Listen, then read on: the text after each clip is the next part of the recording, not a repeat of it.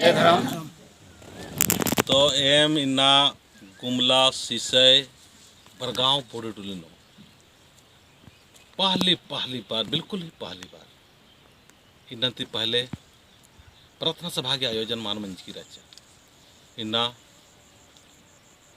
ये जो डाड़ी कुबीरी ये डाड़ी कुबीन तो अम्मे हार की झंडा गाड़ी मानो और प्रार्थना सभा की हूँ शुरुआत मानो तो इन बात उनके डाड़ी कुबी नहीं था इस लेखा ये डाड़ी कुबी की जो कौन तीन साल नो जो हद्दी में नहीं अबरी काम में होना लेकिन और भी अलग अलग की जानकारी मानो और धर्म कराना की स्थिति में होना चाहिए इनने शुरुआत अंतरा लिखी तो इन छोटा सा इन बात चाहूँ कि इन्ना नाम है धर्म के प्रति जिस तरह से काम वाला लिख कर इसका पहना उड़ावे सरा आस बढ़िया से अगुवाई ना लिख कर तो अपनी बात के बता दो पहना जी तो इतना अच्छा सोच विचार तो रहो मनी उड़ाव जी हो लो और बहन बाबा और साथ साथ में पंचू उड़ाव जी कहाँ हो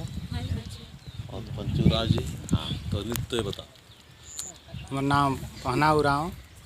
मैं इस धर्म के बारे में करीब 3 साल से कर अगुवाई करत हो और हमरे कर आदमी के देखो ना कि हमरे कर धर्म से